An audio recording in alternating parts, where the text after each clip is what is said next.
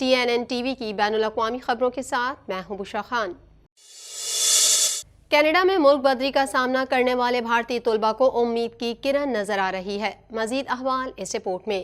Canada میں ملک بدری کا سامنا کرنے والے بھارتی طلباء کو امید کی کرن نظر آ رہی ہے۔ کینیڈا کی حکومت نے ملک میں مقیم تقریباً 700 ہندوستانی طلباء کے امیگریشن دستاویزات میں کمی ہونے کے معاملے میں عملی نقطہ نظر اور انسانی حساسیت کی بنیاد پر بڑھنے کا یقین دلایا ہے۔ کینیڈا کے امیگریشن کے وزیر شان فریزر نے اشارہ دیا ہے کہ کینیڈا غیر یقینی صورتحال کا سامنا کرنے والے بین الاقوامی طلباء کے لیے سرگرمی کے ساتھ ایک حل تلاش کرنے کی کوشش کر رہا ہے۔ کینیڈا کے وزیر اعظم جسٹن ٹروڈو نے بھی طلباء کے ساتھ منصفانہ سلوک کرنے کی ضرورت کو تسلیم کیا ہے۔ حال ہی میں کچھ طلباء کو ان کے اخراج کے نوٹس پر حکم امتناعی موصول ہوئے ہیں۔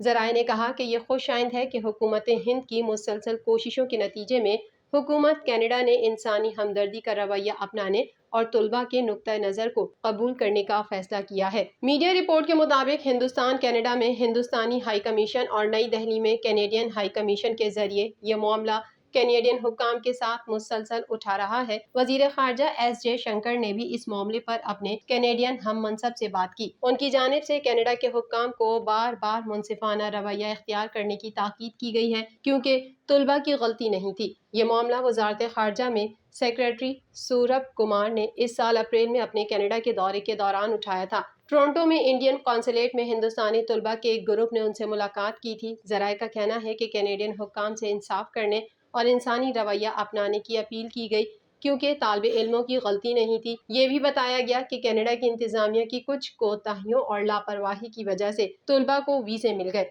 اور انہیں کینیڈا میں داخلے کی اجازت بھی مل گئی۔ واضح رہے کہ کینیڈا میں کچھ ہندوستانی طلباء کو مبینہ طور پر جعلی داخلہ خطوط جمع کرانے پر ملک بدری کی دھمکی دی گئی ہے اور اصل تعداد میڈیا میں بتائی جا رہی ہے 700 سے بہت کم ہے۔ ذرائع نے بتایا کہ کچھ طلباء کو حال ہی میں ملک بدری کے نوٹس پر حکم امتناعی موصول ہوئے ہیں۔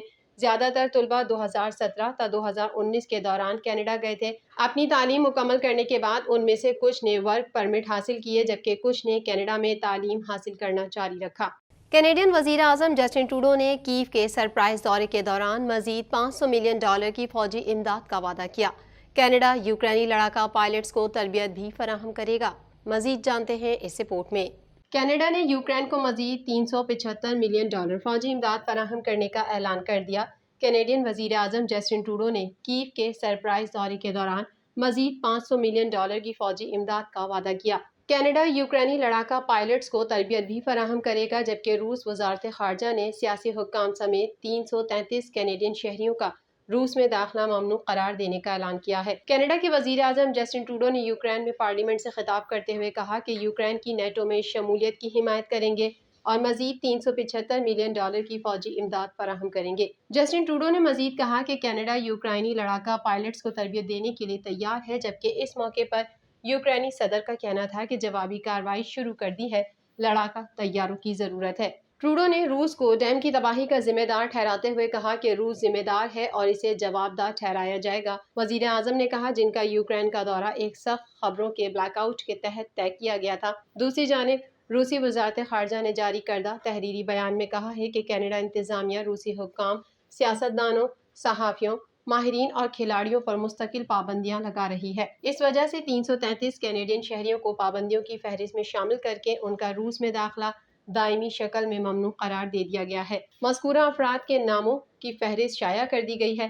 فہرست میں مختلف سطحوں کے سیاستدان، پارلیمانی اراکین، ایکٹیوسٹ اور کھلاڑی شامل ہیں۔ واضح رہے کہ روس اور کینیڈا وقتاً فوقتاً ایک دوسرے کے شہریوں پر پابندیاں لگا رہے ہیں۔ کینیڈا کے جنگلات میں لگی آگ پر قابو پانے کی کوششیں جاری ہیں جس کی وجہ امریکہ کو شدید مشکلات کا سامنا ہے۔ مزید احوال اس رپورٹ میں۔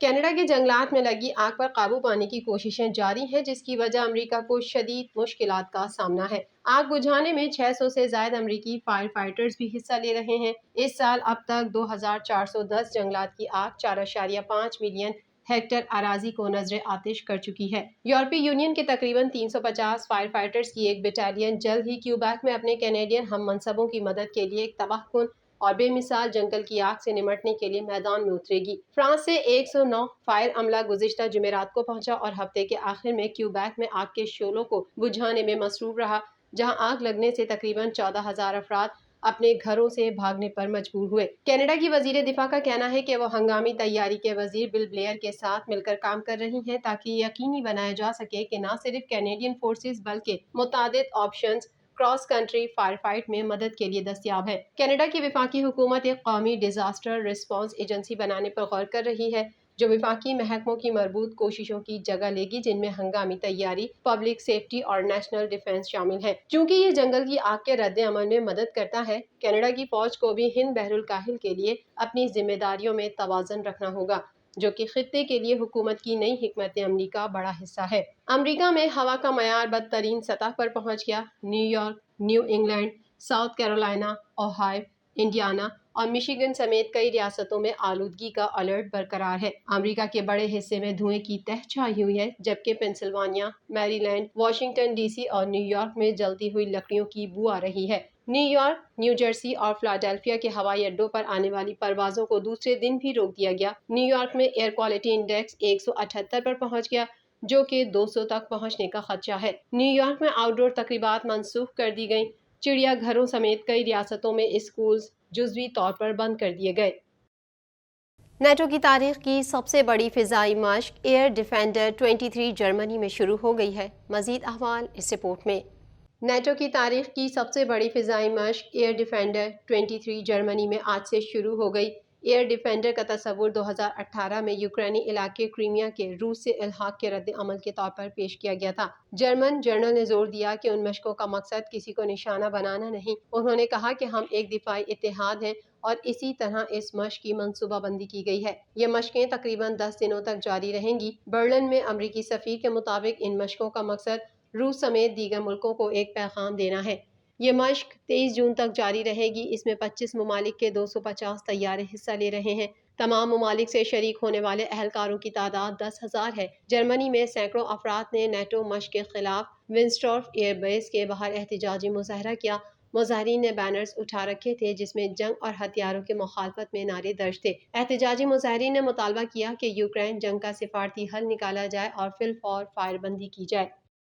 یوکرین نے ملک کے جنوب مشرق میں 3 دیہاتوں کو روسی فوج کے قبضے سے آزاد کرانے کا دعویٰ کر دیا۔ مزید احوال اس رپورٹ میں۔ یوکرین نے ملک کے جنوب مشرق میں 3 دیہاتوں کو روسی فوج کے قبضے سے آزاد کرانے کا دعویٰ کر دیا۔ دوسری جانب روسی وزارت دفاع نے اس بات پر زور دیا ہے کہ وہ علاقے میں یوکرین کے حملوں کو پسپا کر رہے ہیں اور پچھلے 24 گھنٹوں کے دوران فرنٹ لائن کے جنوبی ڈونیسٹک اور زاپوریزیا کے محور پر جارحانہ کارروائیوں کی یوکرین کی کوششیں ناکام رہی ہیں۔ رپورٹ کے مطابق یوکرین کی کارروائیوں کی حد ابھی تک واضح نہیں ہے، لیکن امریکہ میں قائم تھنک ٹینک انسٹی ٹیوٹ for the study of war نے کہا ہے کہ کیف کی فورسز کم از کم 4 فرنٹ لائن علاقوں میں حملہ کر رہی ہیں۔ غیر ملکی خبر رساں ادارے کے مطابق سوشل میڈیا پر وائرل فوٹیج میں یوکرین کے فوجیوں کو ڈونیسٹک کے علاقے میں بلاہوتنے اور نیسکوچنے کے پڑوسی بستیوں میں جشن مناتے ہوئے دکھایا گیا ہے، جبکہ کیف کے نائب وزیر دفاع نے کہا ہے کہ ماکاریوکا کو بھی قبضے سے آزاد کرا لیا گیا ہے۔ سوشل میڈیا پر یوکرین کے حامی اکاؤنٹس کی طرف سے شیئر کی گئی فوٹیج میں فوجیوں کو بلاہوتنے میں ایک جلی ہوئی عمارت کے باہر یوکرین کا جھنڈا بلند کرتے دیکھا جا سکتا ہے۔ نائب وزیر دفاع ہینا ملیار کے ایک بیان کے مطابق یوکرین کی افواج نے جنوبی محاذ پر 2 سمتوں کے ساتھ 300 اور 1500 میٹر کے درمیان پیش قدمی کرتے ہوئے جنوب میں اگلے گاؤں ماکاریوکا کو بھی واپس لے لیا ہے۔ ماکاریوکا ماریوپول شہر کے شمال مغرب میں تقریباً 90 کلومیٹر کے فاصلے پر ہے، جو زمینی پل کے جنوبی کنارے پر بحیرہ ازوف پر واقع ہے۔ روس نے کئی ہفتوں تک اس شہر کا محاصرہ اور بمباری کرنے کے بعد گزشتہ سال اس بڑے شہر پر قبضہ کر لیا تھا۔ یوکرین کی فوج کے ایک ترجمان نے کہا کہ یہ کامیابیاں جوابی کارروائی کی پہلی مقامی فتوحات ہیں۔ یوکرین کے ایک علاقائی دفاعی یونٹ نے ٹیلی گرام پر غیر تصدیق شدہ فوٹیج بھی پوسٹ کی ہے، جس میں اس کے فوجیوں نے علاقے میں یوکرینی پوزیشنز کے قریب ترین گاؤں نیسکوچنے میں اپنا جھنڈا اٹھا رکھا ہے۔ علاوہ ازیں یوکرین اور روس نے گزشتہ روز درجنوں جنگی قیدیوں کا تبادلہ بھی کیا ہے، جس کے تحت 94 روسی فوجیوں اور 95 یوکرینی فوجیوں کو رہائی نصیب ہوئی۔ TNN ٹی وی کے نیوز بلیٹن میں فی الحال اتنا ہی۔ مزید خبروں اور اپ ڈیٹس کے لیے دیکھتے رہیے TNN ٹی وی۔